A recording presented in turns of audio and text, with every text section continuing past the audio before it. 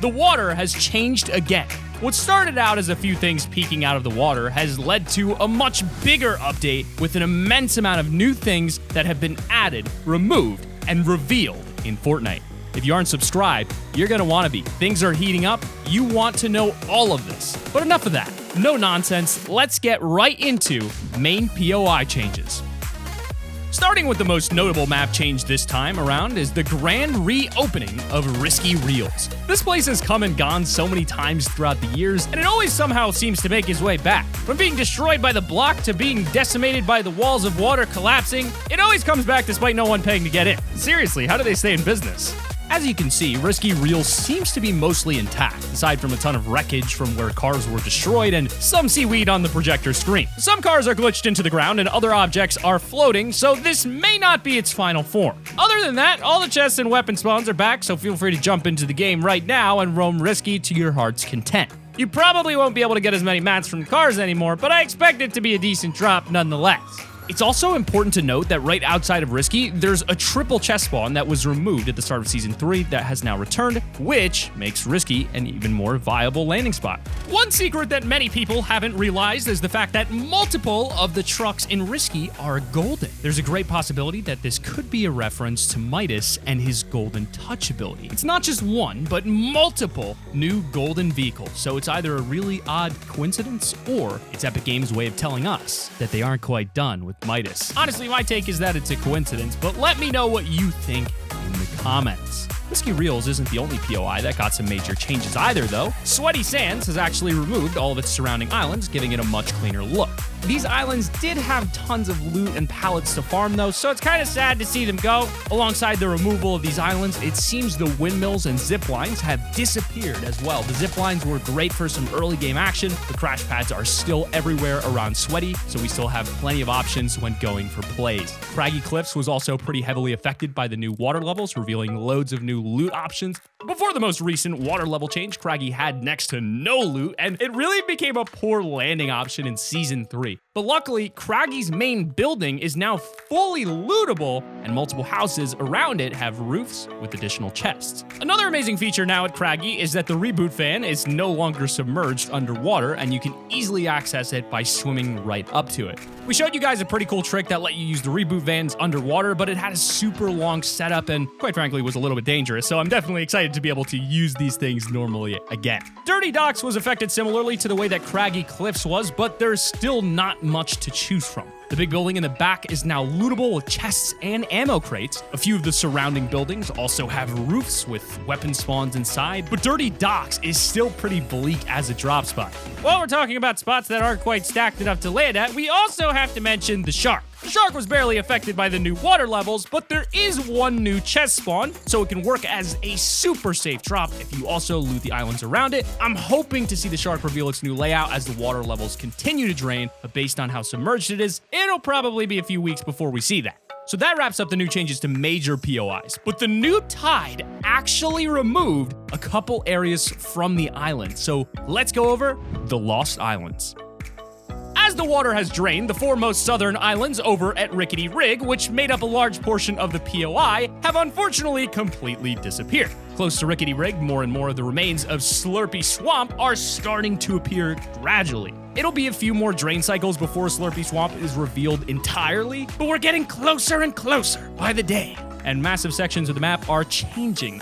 On the east side of Pleasant Park, there were two islands, one small and one large. The large island has now vanished, and only the smaller of the two remain.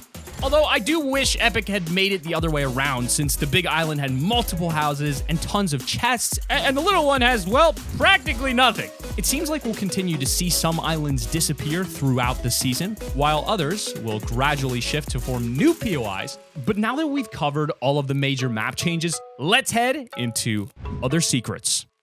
The new mascot of Season 3, Urinal Knight, has finally been uncovered. While he has been underwater since the start of Season 3, the water draining has revealed him to the world, and now he's likely ready to begin his journey.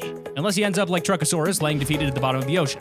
but I sure hope not. Another great thing to keep your eye on is the little civilization on the small island at the top right corner of the map. Since the last update, Epic added an island that you can visit and interact with a group of tiny blue coral people. Basically, if you had 100 wood on you, the game would actually let you donate the materials to their camp, and they would use that to build the little wooden village. We went ahead and checked on these tiny guys after this update, and unfortunately, you can't do anything new with them as of now, but if you haven't given them 100 wood yet, make sure to do so because you'll actually be given a secret achievement named From the Primordial Ooze. It's definitely possible we'll be coming back to these guys throughout the season to help their civilization some more, and I'm guessing next update we'll have to give them brick or something so that they can keep upgrading their little colony. Another area that we continually check up on is the pallet and chair building that's currently under construction. Since Season 2, we've had a story of the chair and pallet trucks being caught up in the accident. After colliding, the chairs and pallets from the trucks spilled out and fell down the edge of the cliff. Since then, over time, a construction company has actually made use of the wreckage and is building a new location in the area. This has been updated a few times since the accident first happened, but this time around, it seems that there aren't any new changes. But who knows what it'll end up being. It's likely going to either be a house or some kind of hut with chests and ammo. All we know is that progress is happening, and it's becoming more and more complete almost every time we come back to take a look at it. Over at the Trash Island, we have a pretty cool little Easter egg that involves an unreleased skin. The chests that you can find around the map with arms and legs actually belong to a skin, which is coming out in the item shop very soon. Use code T5T, baby! You can find the full skin buried in a landfill on Trash Island if you want to check it out. Now, you might be wondering to yourself, how do you know it's going to be a skin? Well, one of the loading screens in the Battle Pass shows the upcoming Bryce 3000 skin in a car with this exact crash test dummy we've been seeing everywhere. When will this skin come out? Well, we'll just have to wait and see, but hopefully it'll come out with the next patch in a couple weeks. While swimming around in the new water levels, we noticed that there were a ton of telephone poles that were just barely sticking out of the water. And while these telephone poles aren't a new addition to Fortnite, they do give us some guidance as to where roads will be for when the car update arrives. With most of the map being submerged in water, it can be hard to remember where all the roads are and where they lead to. So, noticing where these telephone poles are now can definitely help you get familiar with routes before cars are added to the game. All that's left now is to show you guys all the little other drops that you can land at, now that the water levels have gone down some. The first spot is the mansion behind Holly Hedges. That's located in the A4 quadrant of the map. This mansion's bottom half was submerged underwater, but is now completely available to loot and is a pretty decent solo drop spot. The Slurp Factory that's in the middle of the water next to Rickety Rig is also a brand new spot that you can now land at. Previously being unable to access due to water, it's now drained just enough for us to enter through the door. Now, what makes this spot really good is that it even has slurp barrels for guaranteed shield off spawn every game. A little ways down the river, Green Roof Neighborhood can now be looted and actually has some amazing stuff to offer. Not only can you loot the second level and the roofs of these houses now, but you can also access the respawn van without having to go underwater, just like at Craggy. One of these houses also has an upgrade bench inside, so it's definitely a well-rounded spot to keep an eye on. Camp Cod is in a similar situation to the Green Roof Neighborhood because it's only partially revealed. Last week, the main house was half submerged under the water, and there was very little to loot, but now the entire house is on land and the surrounding area has a few chests. We even have some images as to what Camp Cod will look like when the water completely drains, and it seems like this spot will only continually get better and better throughout the season. Over at Frenzy Farms, we have a couple new changes. The gas station that was fully submerged under the water is now on solid ground and ready to be used. Epic has been adding fueling stations around the map in preparation for the vehicle update, so it makes total sense for them to uncover this one. Over at Frenzy's Boat Dock, there was also a new shack added with 2 tractors and a chest to buff the area just a bit. Another place Epic buffed just a little is the gas station at the bridge in between Craggy and Pleasant, which is no longer underwater, and has a couple extra chest spawns. The large boat that's parked outside of the Ricket Rig has moved once again, this time right next to the Slurp Factory, and it's facing east. This boat seems to move locations every other week, so we thought we'd keep you guys in the know in case you ever lose it.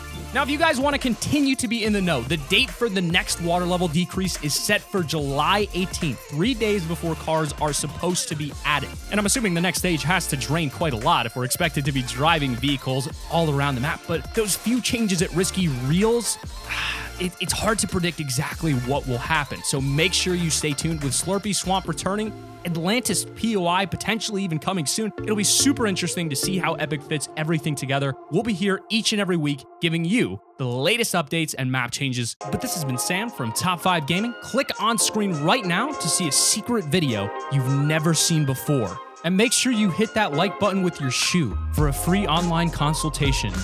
Not actually, don't expect any. Just hit the like button. And keep it right here.